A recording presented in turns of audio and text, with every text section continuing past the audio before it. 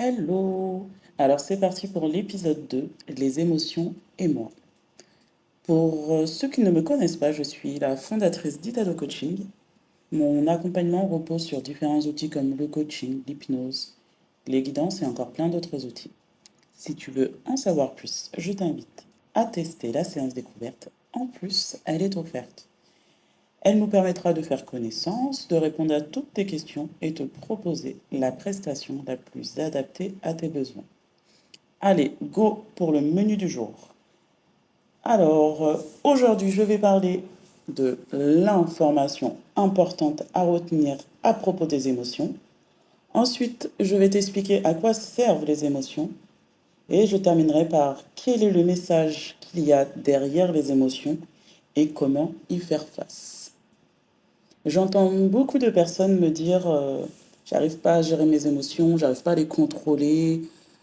Oui, bah, je sais pas trop à quoi ça sert. Et finalement, quand on demande qu'est-ce que c'est les émotions, là, il y a un blanc.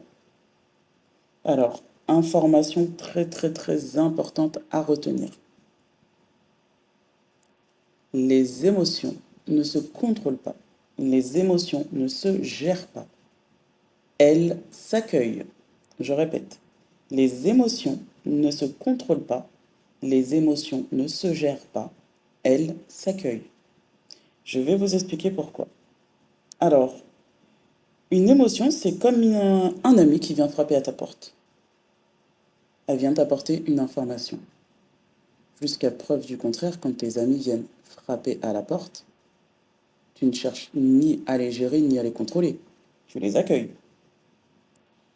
Alors, qu'est-ce que c'est une émotion? Une émotion, c'est comme une notification, en fait. Ouais, c'est une notification qui vient t'apporter une information. Et elle vient apporter une information sur ta météo intérieure pour te donner des infos sur ce qui se passe à l'intérieur de toi. On confond souvent émotion et sentiment. Alors une émotion, c'est quelque chose d'instantané qui vient comme une notification, hop, et qui repart après. Alors que le sentiment, c'est un mélange d'émotions et de pensées, c'est quelque chose de plus durable dans le temps. Par exemple, le sentiment amoureux, c'est pas quelque chose qui dure 30 secondes et qui repart. Contrairement à l'émotion, l'amour qui vient t'apporter un message, waouh, tu as une décharge d'amour et tu te dis waouh, je ressens de l'amour pour cette personne. Et ensuite, ça se transforme en sentiment. Donc, il y a deux émotions de base, l'amour et la peur. Moi, je vais me focus sur quatre autres émotions qui découlent de ces deux émotions de base. Parce qu'il faut savoir que on a l'amour et la peur, et toutes les autres émotions découlent soit de l'amour, soit de la peur. Donc, quand tu mènes des actions dans ta vie, quand tu fais et tu prends des décisions, soit tu es guidé par l'amour, soit tu es guidé par la peur. Mais on va aller un peu plus en détail. Donc, on a vu l'information importante à retenir à propos des émotions. On a vu qu'elle venait apporter une information sur ta météo intérieure. Et maintenant, on va faire un focus sur le message qu'il y a derrière chaque émotion et comment y faire face. Donc, comment l'accueillir. Le focus, il va se faire sur la joie, la tristesse, la colère et la peur. Commençons par la joie. Alors, déjà, il faut garder à l'esprit que chaque émotion qui parcourt ton corps vient avec une dose d'énergie qui lui est associée et qui lui est propre. Quel est le message de la joie? La joie vient te dire que c'est OK. Ce qui se passe en ce moment, ouais, c'est bien là, ça se passe bien. Très souvent, quand on est aligné avec ses valeurs, la joie vient te dire, ah ouais, là, on est bien là. Là, c'est OK. C'est une énergie qui est assez volatile. Donc, comment l'accueillir? On l'accueille en la partageant. Comment elle se manifeste? Les émotions se manifestent de différentes manières selon ton tempérament et ta personnalité. Par exemple, moi, je sais que quand je suis en joie, Je sens une espèce d'excitation à l'intérieur de moi, j'ai un sourire qui se dessine tout seul et je ressens tout de suite le besoin de le partager avec des personnes proches, intimes, ou quelqu'un avec qui j'ai parlé du projet en question ou de la situation en question. Et là, je vais partager ma joie. Et toi, comment est-ce que tu sais que tu ressens de la joie? Quelles sont les personnes à qui tu vas partager cette joie? Est-ce que ça se voit sur ton visage? Est-ce que c'est dans ton corps? Est-ce que... Comment ça se passe pour toi?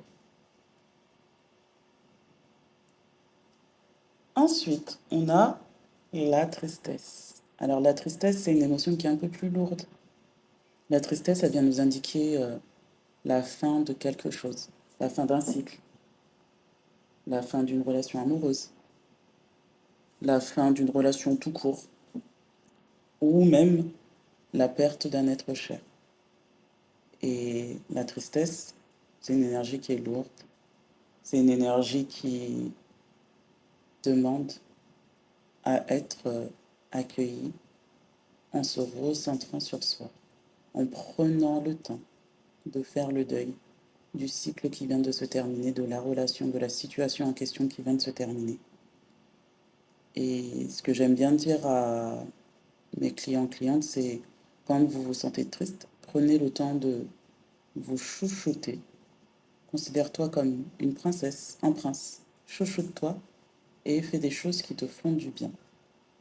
Parce que la tristesse, ça demande, comme toutes les autres émotions, à être accueillie pour qu'elle puisse repartir de là où elle vient. Donc, moi, je sais que la tristesse, euh, comme je vous ai dit, c'est une énergie qui est lourde. Donc, très souvent, je me trouve au ralenti. Je me pose la question de, mais qu'est-ce qui m'arrive? Ah oui, effectivement, je suis triste. Je prends le temps de faire des choses que j'aime bien. Il y a une période où c'était les bougies. J'aimais bien allumer des bougies quand j'étais triste en me disant, bah, au fur et à mesure que la bougie se consume, la tristesse part avec. Des fois, c'était, j'écrivais des lettres aux personnes concernées, sans pour autant les envoyer ou les poster, mais ça me permettait de déverser mon émotion sur le papier. Des fois, ça va être, je me commande un truc à manger que j'aime bien. Des fois, ça va être un câlin ou passer du temps en famille. Mais vraiment, ça dépend de ce qui m'attriste. Concernant le cas du décès, c'est un cas qui est un peu plus complexe, qui nécessite de passer par différentes étapes. Et la tristesse fait partie de l'une des étapes du deuil. C'est mon enceinte qui vient de s'éteindre. J'avais oublié de l'éteindre. C'est pas grave. Du coup, la tristesse, elle est là pour nous indiquer la fin de quelque chose. Et quand c'est la fin de quelque chose, bah, c'est également le début d'autre chose. Donc on prend le temps de célébrer, de rendre grâce, de d'accepter ce deuil, d'accepter cette fin, de se chouchouter avant de pouvoir repartir sur autre chose. Ensuite, on a la peur. Alors la peur, c'est une émotion qui vient t'indiquer que tu sors de ta zone de confort, de ta zone de contrôle. La peur, c'est comme notre système d'alarme interne. Des fois, la peur, elle est là, mais sans forcément qu'il y ait une raison. Comme une alarme peut se déclencher des fois sans forcément qu'il y ait intrusion. La peur, ce qui se passe, c'est que quand la peur, elle arrive, elle fait disjoncter plein d'autres choses. Pourquoi elle fait disjoncter plein d'autres choses? Parce que si tu as faim, si tu as envie de faire pipi, si tu es fatigué, une fois que la peur est arrivée, tout ça, ça passe au second plan. D'ailleurs, on peut faire un parallèle entre la peur et le stress qui fonctionne un peu pareil. Tu as une décharge d'adrénaline, de cortisol, enfin toutes ces hormones qui sont là pour que tu sois au taquet, pour pouvoir faire face au danger. Tu peux agir, fuir. Différentes réactions sont possibles, mais quoi qu'il en soit, La peur, elle vient te dire, attention, on est en danger. Comment est-ce qu'on accueille la peur? Bah déjà, on respire profondément. Étant donné que la peur fait disjoncter toutes les autres fonctions, on respire profondément parce qu'en fait, ça permet de réoxygéner le cerveau. Alors, ce que je vous dis là, c'est dans le cadre d'une peur où il n'y a pas de danger imminent devant toi. Si tu es dans la savane et que tu es face à un rhinocéros, ou que tu vas te faire écraser par une voiture, t'inquiète pas que ton cerveau va prendre le relais. Mais pour tous les autres types de peurs, je t'invite à respirer profondément, à réoxygéner ton cerveau pour pouvoir trouver des solutions adéquates. Parce qu'à partir du moment où tu as peur, ton cerveau va prendre le relais et il va faire des choses qui ne sont pas forcément les plus adaptées, sauf en cas de danger imminent. Donc, imaginons, je vais prendre l'exemple du parking. Moi, pendant longtemps, j'ai eu peur des parkings souterrains. Donc, quand j'ai emménagé à la Maison Alfort dans mon premier appart et qu'on m'a dit et que j'ai demandé une place de parking et qu'on m'a dit oui, oui, oui, il y a des places de parking dans le parking souterrain, je me suis dit ouh là là là là là là. J'ai été faire l'état des lieux de ma place de parking avec le gardien et j'étais pas toute seule, j'étais avec lui donc ça allait. Quand il a fallu retourner dans ce parking, là ça a été compliqué. Au début, je me garais dehors jusqu'au jour où je me suis retrouvée en galère parce qu'il n'y avait plus de place dehors. Donc j'ai dû aller me garer dans le parking souterrain. La première fois que je me suis garée en dessous, j'avais déjà mon sac que j'avais mis en bandoulière, j'avais les clés dans ma main. J'ai regardé gauche-droite avant de sortir, j'ai verrouillé ma voiture et je suis partie en courant. Arrivé chez moi, je me suis dit, hé, tu peux pas continuer comme ça en fait. Une fois, deux fois, trois fois. Comment ça va se passer le jour où j'aurai des courses? Comment ça va se passer le jour où bah, je serai un peu plus chargé que mon petit sac à main? Donc j'ai été regarder derrière ce qui se cachait derrière ma peur. Donc c'est ce que je t'invite également à faire, c'est derrière ta peur, qu'est-ce qui se cache? Une fois que tu as respiré, tu as réoxygéné ton cerveau, c'est revenir au rationnel. Qu'est-ce qui se cache derrière ta peur?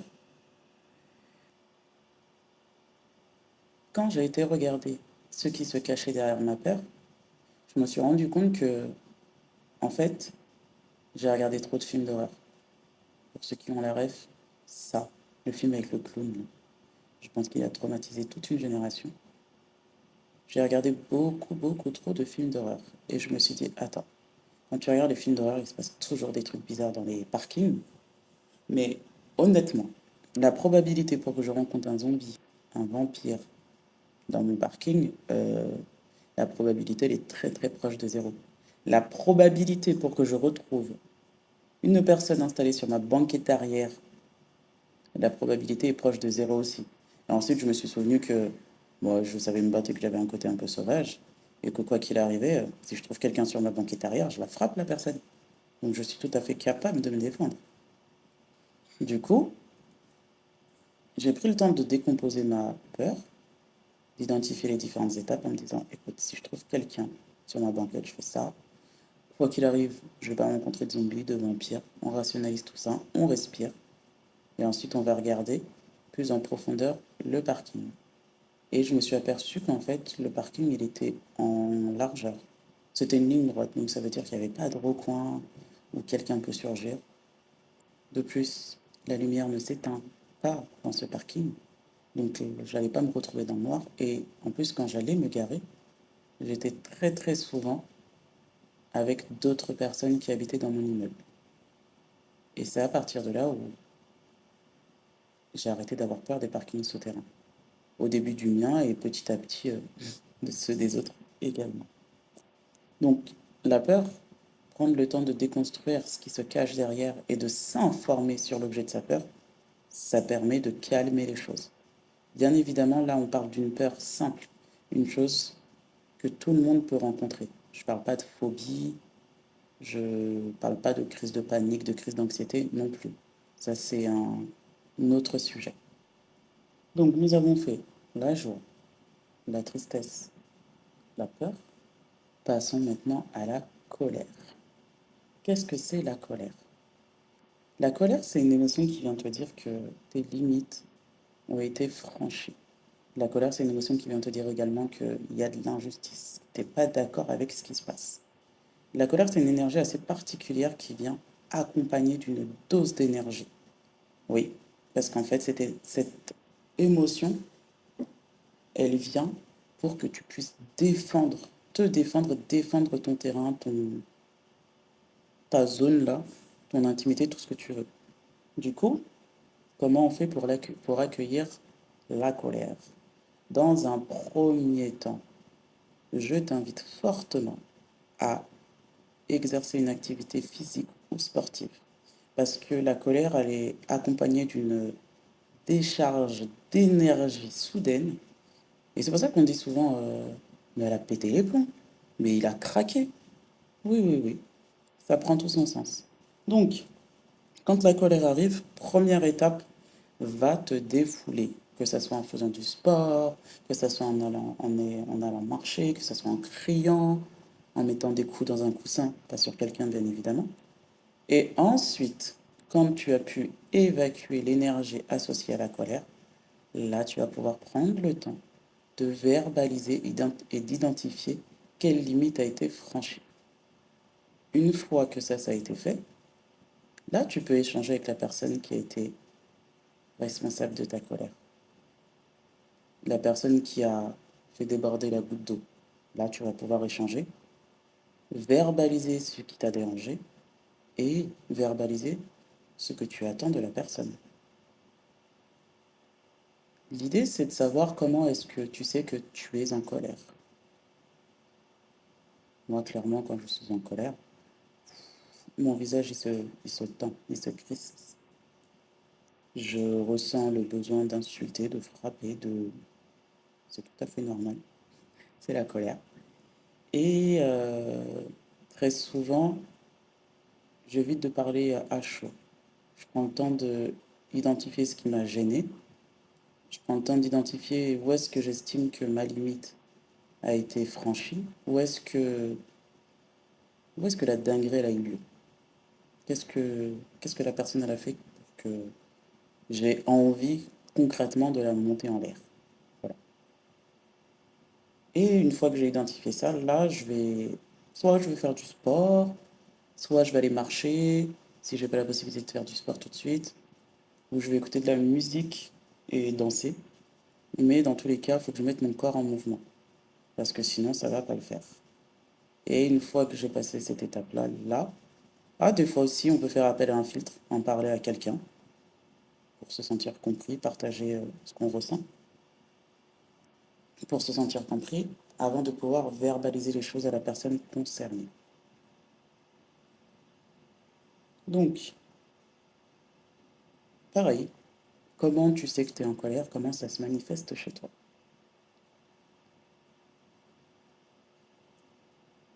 Et il y a un point important que j'ai oublié de mentionner dans le menu, c'est est-ce que nous sommes responsables de nos émotions ou est-ce que ce sont les autres qui sont responsables de nos émotions? Eh bien écoutez, ça va être la deuxième information importante à retenir. La première étant, les émotions ne se contrôlent pas, ne se gèrent pas, elles s'accueillent. Et la deuxième information importante à retenir sur les émotions, c'est que personne n'est responsable de nos émotions. Je répète, personne n'est responsable de nos émotions. Pourquoi? Parce qu'en fait, si tu as bien écouté, que tu as tout bien compris, l'émotion, elle vient te donner une information. La personne en face contre qui tu es en colère ou par rapport à qui tu sens de la tristesse, elle a commis un geste, une action, un acte, elle a tenu des paroles. Mais finalement, si tu prends 10 personnes dans une pièce et une personne en face qui prononce l'acte ou la parole en question, par exemple, un exemple, on est 10 personnes dans la salle et il y a une personne en face qui dit j'aime pas ta tenue. Sur les 10 personnes à qui on va dire j'aime pas ta tenue, on va avoir 10 manières de réagir. Preuve est que personne n'est responsable de tes émotions. Les personnes en face, qu'on considère comme les facteurs déclenchants, viennent juste appuyer là où ça fait déjà mal. viennent juste appuyer sur une émotion qui était déjà présente, qui n'a pas été évacuée. Elles viennent juste rebondir sur ce qui existait déjà en fait. Mais l'émotion, toutes ces émotions sont présentes à l'intérieur de nous. Donc, je t'invite, à l'issue de l'écoute de cet épisode, de prendre le temps d'identifier comment la joie, la tristesse, la colère et la peur se manifestent chez toi et comment est-ce que toi, tu peux les accueillir pour pouvoir retrouver la paix, la tranquillité et la sérénité à l'intérieur de toi. Et ça sera tout pour aujourd'hui. Si cet épisode t'a plu, partage, like, évalue. Que la paix soit avec toi. Bye.